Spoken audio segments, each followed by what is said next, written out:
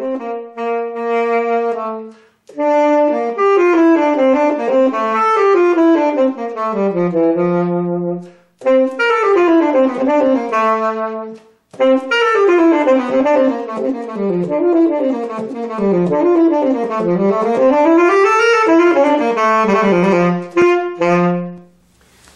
rondo is what is called a return form. And really what that means is that the melody returns after we have something come in between. And so what this is a 5-part rondo, and it goes an A section starting at measure 1, and then a B section that begins at measure 37. The A melody from measure 1 comes back at measure 58. Then it's very, very short here, you have a very short fragment, and then you get a key change, and at measure 66 you get a C section, okay, which is a different melody, and this continues on for a while, and then the A melody comes back again at 122, and we have a coda that goes out. You just need to be aware of it, because what's happening is we're getting our main melody, which has a very lovely genteel character to it, and then it deviates from that for contrast's sakes in one way or another. And in the B section it becomes a little bit more aggressive. Then it returns back to our genteel character, and in the C section it becomes very, very demure, very laid back, very connected. It doesn't have this light, genteel, bouncy, and it's not accented or aggressive. And then at the very end we have a flourish on the genteel melody with a slight variation. And so it's important for you to know, because you need to establish these characters as you move throughout the movement and are aware of those as you come up to them, because each one needs to be treated differently. The tempo for the rondo is marked the quarter note equals 80, circa. So once again you have some choices of how you want to do that. You can take a little bit slower, you can take a little bit faster.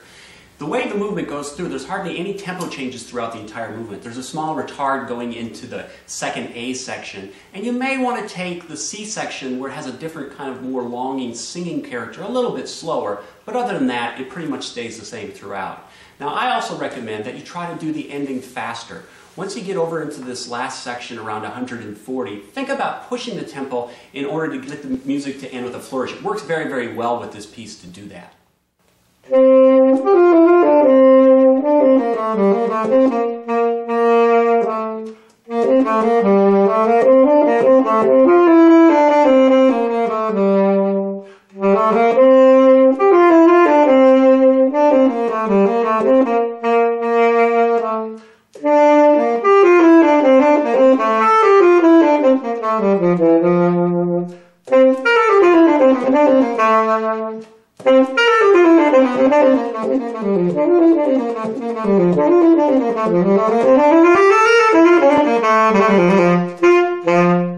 In the opening A section, you may have noticed that I did make some changes. The melody is just 8 measures long, and then the entire melody for the most part just repeats with a slightly different ending around measure 14 and 15.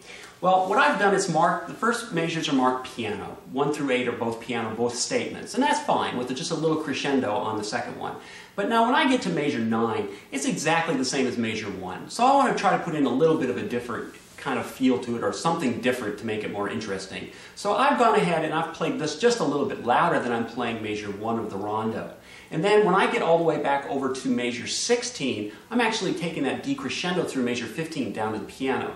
Then notice that we get a nice forte when we go into the new triplet feel, a fortissimo when that's repeated, and then a subito piano at measure 20 to give us a lot of contrast and a lot of interest. And then we have this nice forward motion as we go through this triplet figure. Here's what the B section sounds like, and the meter stays, once again, as I mentioned, exactly the same, but you can hear that this part is just a little bit more technically challenging.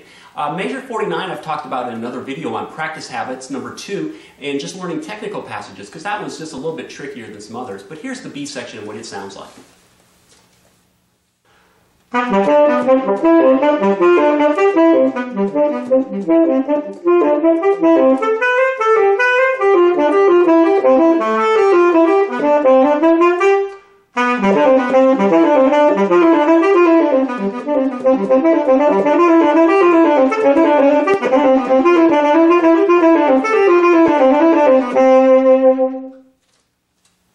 There's a particularly nasty little passage at measure 54 because you've got an additional 32nd note and a grace note moving at this tempo. But this is how you break it down into something that's more manageable so you can add one element at a time. Get rid of the grace note and get rid of the second 32nd note, the G sharp. And what you're left with are just 16th notes. Set your metronome on that. I'm going to go ahead and do it at 80 because I've already practiced this and learned it. And just play the 16th notes, and we're going to do them tongued first.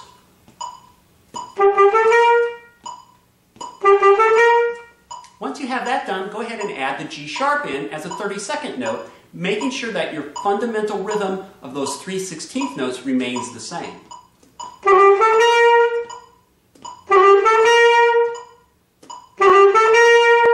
And remember, take it at a slow enough tempo where that comes out evenly and clearly in your technique. Now once you have that 32nd note established, go ahead and add the grace note into the whole equation.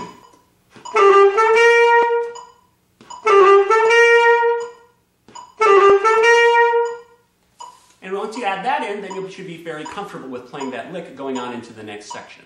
Well, the ending can be a lot of fun and also a really good challenge for your technique in this piece. And you can approach this a couple different ways. You'll see at measure 122 you get the main melody back at piano, and then the melody repeats again at measure 130 forte. Now if you remember when we talked about at the beginning, this 130 is exactly the same place about in measure 9 where I said, why don't we make it mezzo forte as there was no marking in the first score? Well here this matches up very well with exactly what happened at the beginning. Now when we get to measure 138, essentially we've got a coda. The piece is about done and we're going to move all the way into this ending. There's a couple ways you can do this. You can immediately at measure 138 boost up the tempo into a brand new tempo, 84, 88, 92, whatever you want. The other way to do this is to do an cello rondo up until you get to measure 140. And then you can do a small cello rondo through this first passage at measure 138, and then at 140 be at your goal tempo. Or you can even allow that to continue through normally to 140 and start the cello rondo at measure 140. There are some options, you just need to figure out what's going to work out the best for you. Start at measure 134 at 80 to the quarter note, and then do a cello rondo at measure 138 to 140 and get up to about 92 to the quarter note.